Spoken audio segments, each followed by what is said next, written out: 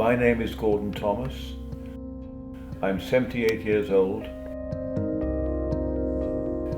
I live in the depths of the English countryside, and I've devoted most of my writing career to writing about the secret world of intelligence.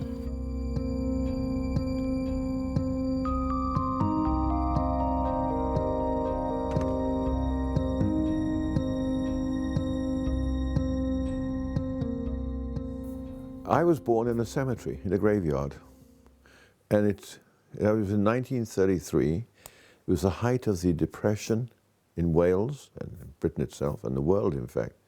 And my grandparents were cemetery keepers. They looked after them. That's what they could do. There's no other work available in Wales at that time. And my mother was visiting my grandmother in the cemetery house.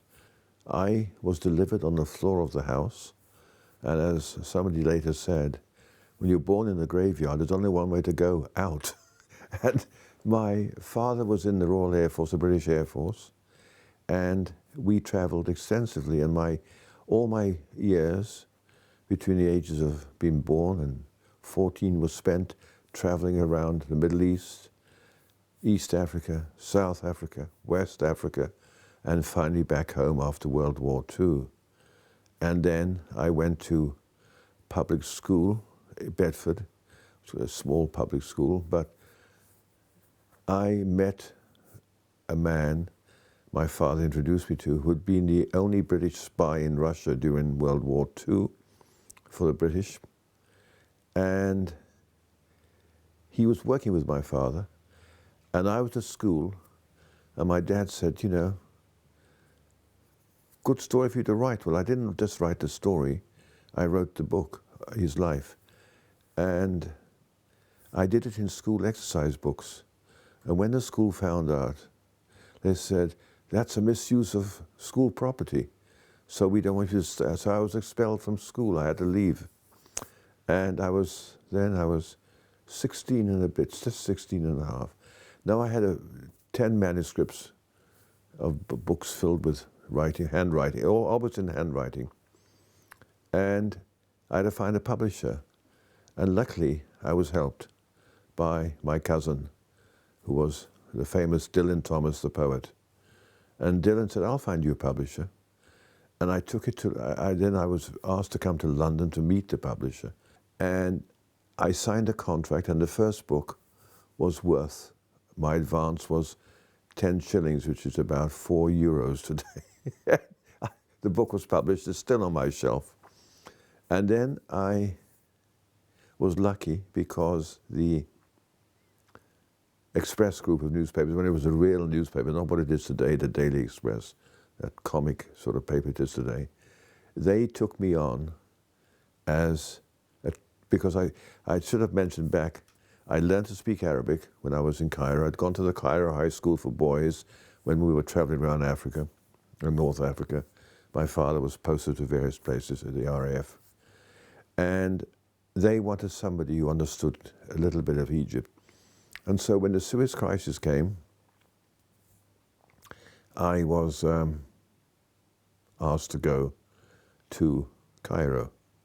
Luckily, my father knew a man called Ali Sabri, perhaps remembered by a few people in the Middle East now, but quite famous then. He was NASA's number 3.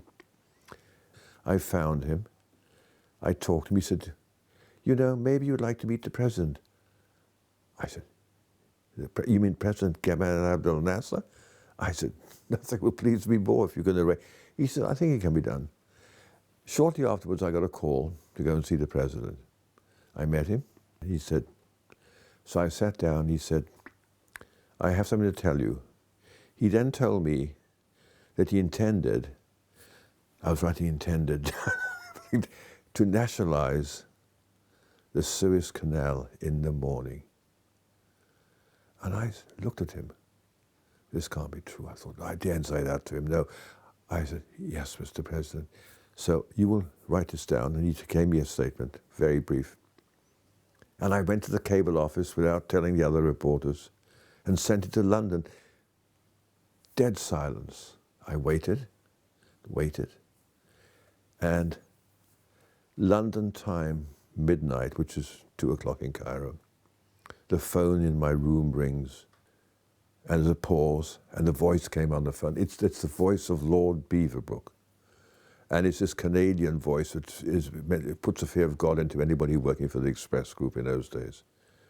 And he says, Thomas, we're going to run your story on the front page, exclusive. But understand this, if this story is denied, don't come home. Use what little money you may have saved on your expenses. Buy yourself a donkey and ride it to the desert and never be seen again. So I said, the story's true, sir. He said, goodbye. Boom. At 6 o'clock next morning, the Egyptian Foreign Ministry announced that they'd taken the canal into their care. My reputation for what it was worth at the time, which was, no, I didn't have one. I'd only had this one story virtually, was made. I was away, so I covered Egypt. I went to East Africa, did South Africa, the treason trials, and so on, and I built up a journalistic career. These are the very first editions of all my books, the 3 shelves there. Every book I've written in the first edition from the publisher, and there's about, I don't know, quite a lot there. And then this is one of my favorites, which is a book about my time on Tiananmen Square. These are the horrendous pictures of the death of students, which even rival something which you've seen today in the Middle East.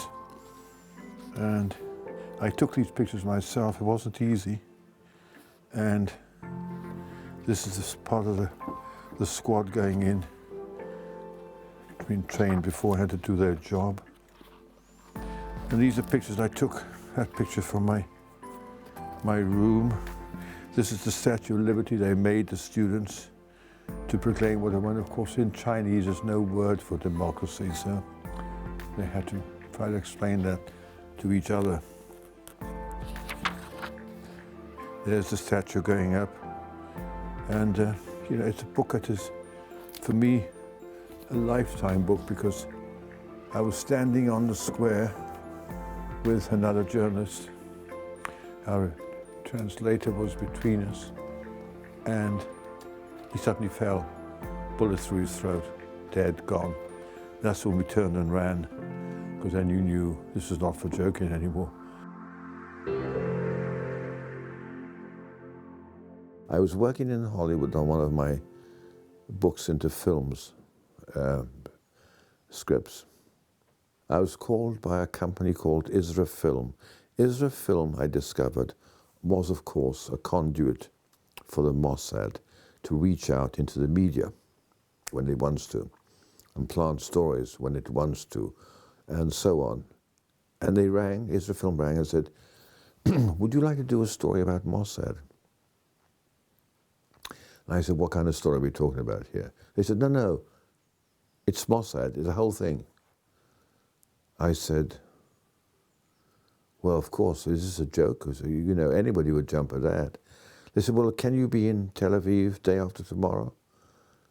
I thought, oh my God, I'm in the middle of working here. What do I do? So I said, okay. I sensed something would work.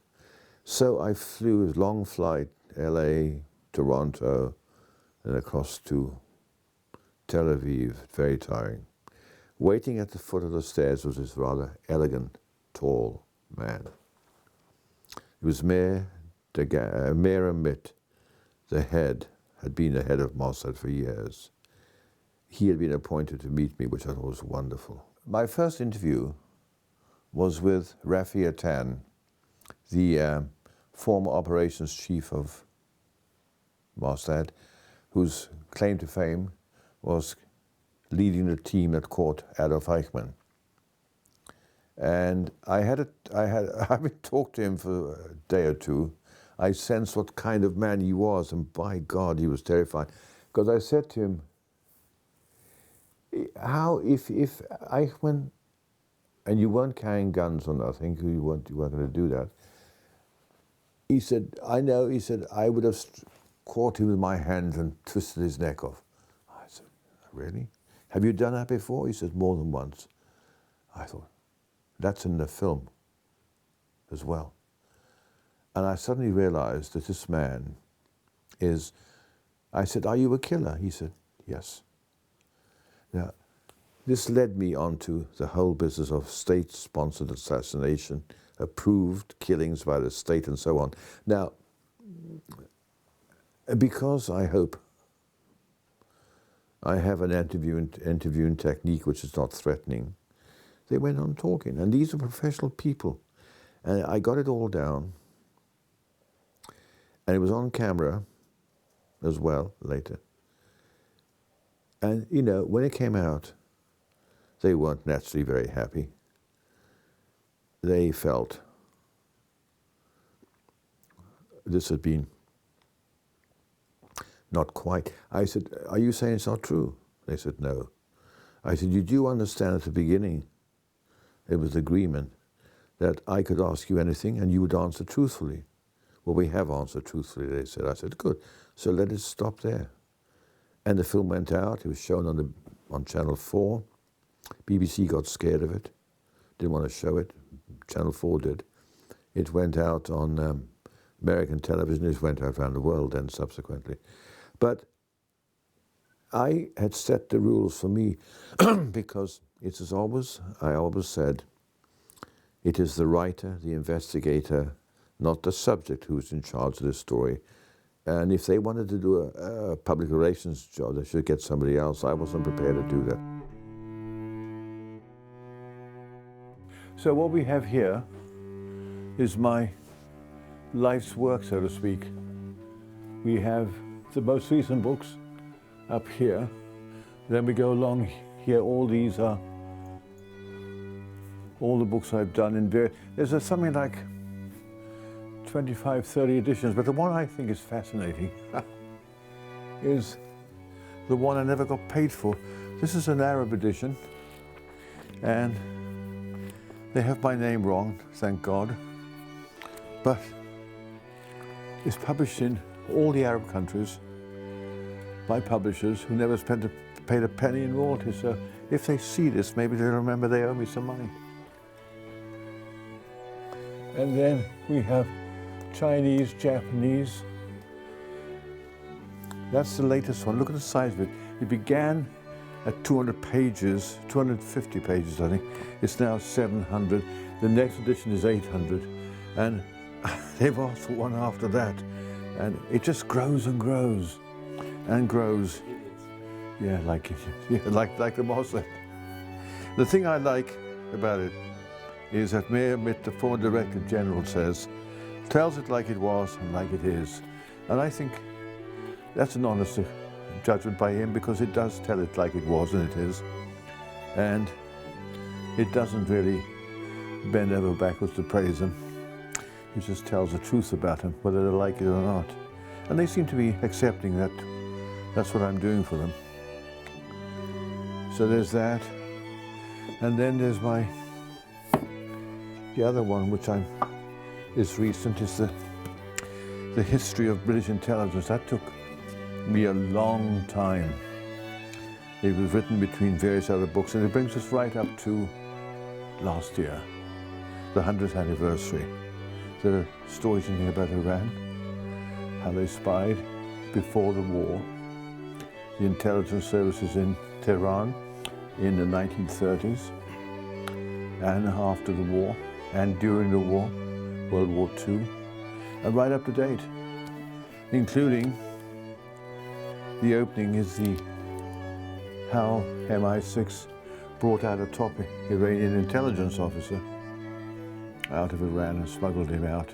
He's now living in the Witness Protection Service in America. Didn't like living in England after all, so he's gone to America. He's advising them, somebody there. Oh, that's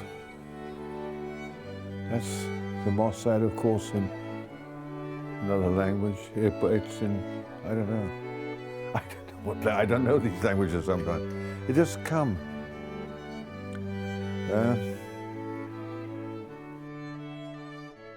The rules of dealing with intelligence services are You better check everything as often as possible. You better be expected to be misled, and be careful how you handle that, because they are experts at disinformation, not just Mossad, all information services are, you know, CIA, MI6 particularly, they're very good at that. So it's a tricky business, and it's a tricky business to navigate that path. And I try to do it. You also have to take into account, what are their agendas? What are they, I mean, right now, the agenda for Mossad, as we know, is to bring down, if possible, the Iranian government. Now, they're prepared to give you stuff, but some of it, I say, I'm not going to use it. Not because I'm pro-Iranian or anti-Iranian, because I don't believe it, what they're saying, some of the information they're trying to guide you towards. So you have to be careful. Mossad has the only state-sponsored assassination unit in the intelligence world. The assassination which happened earlier this year in Tehran is a classic example of how Mossad develop all the time. They're scientists, they're engineers, everybody. They have a whole setup outside Tel Aviv, where they develop weapons, which are used.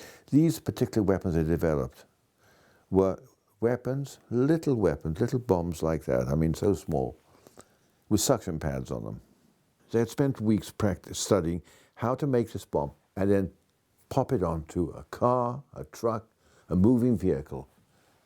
And they'd also arranged to have their getaway vehicle, which in this case, in the case of what happened in Tehran, they would use a high-speed motorcycle. All that they plan, they don't necessarily arrive, let's do it. No.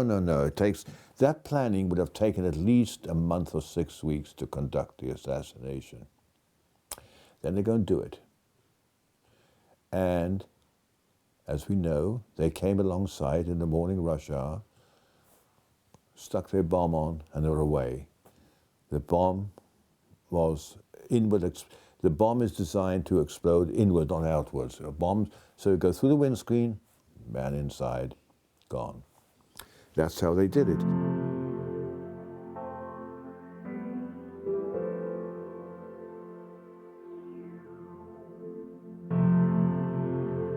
I've almost wanted to be an individual.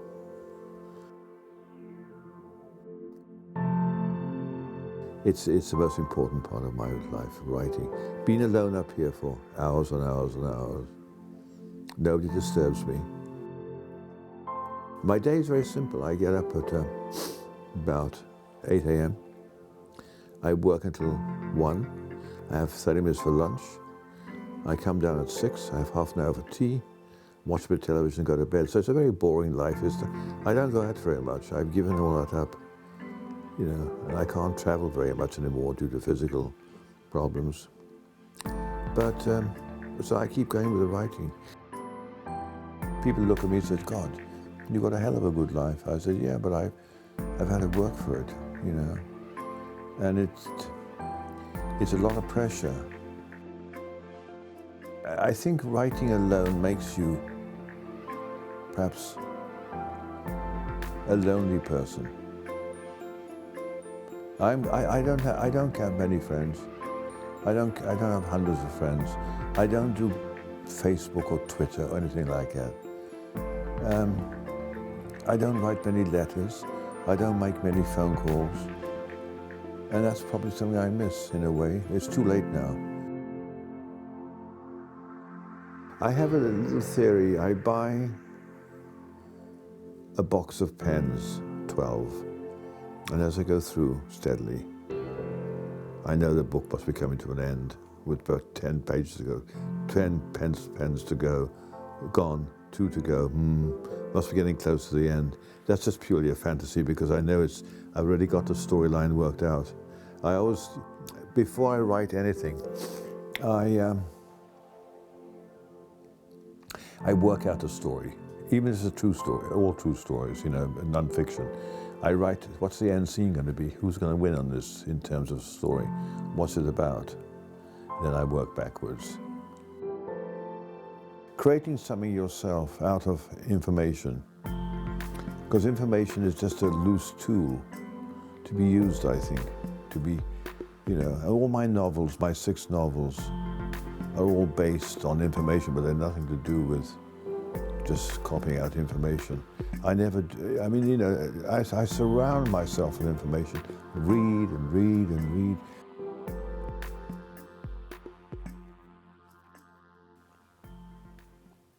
Do you know I've written 50 books?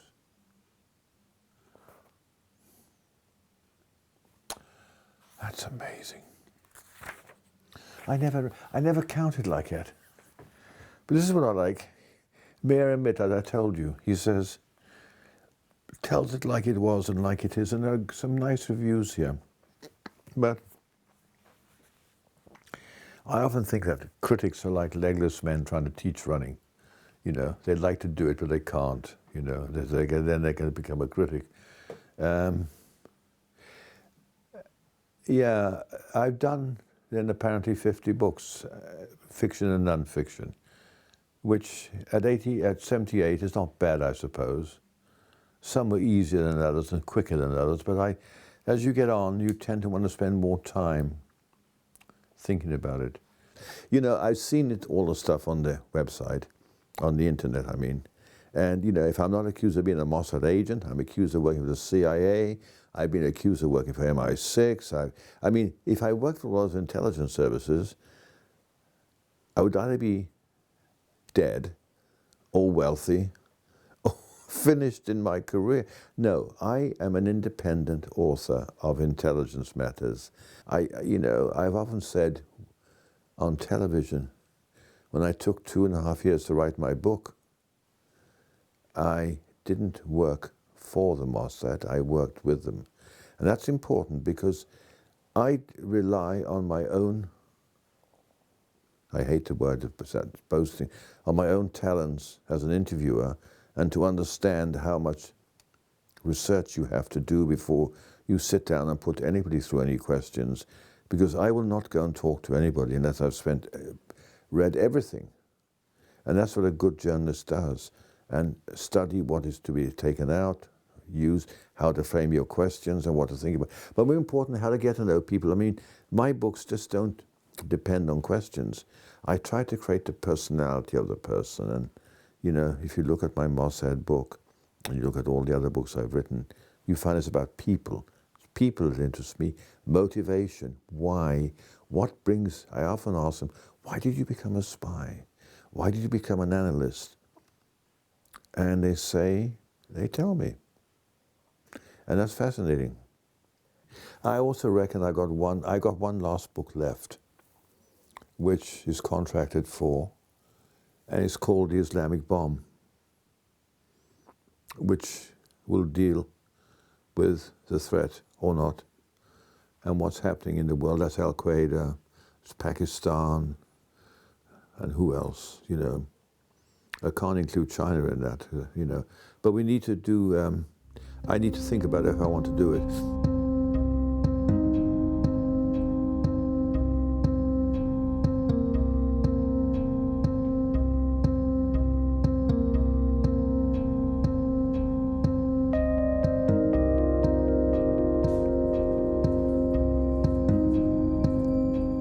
If I had to look back on my life, I think, what would I like to have done? I think, honestly, I think I'd like to be what I do now, but I'd like to be a first-class intelligence officer. That's what I found interesting. I'm fascinated by the world. I've met so many spies in my life who are extraordinary people. I mean, I've been approached several times by various organizations if I'd like to work with them, do something with them. And I've always said, no, I don't do that. I'll write about you. I'll do that. And you will have no control over what I write.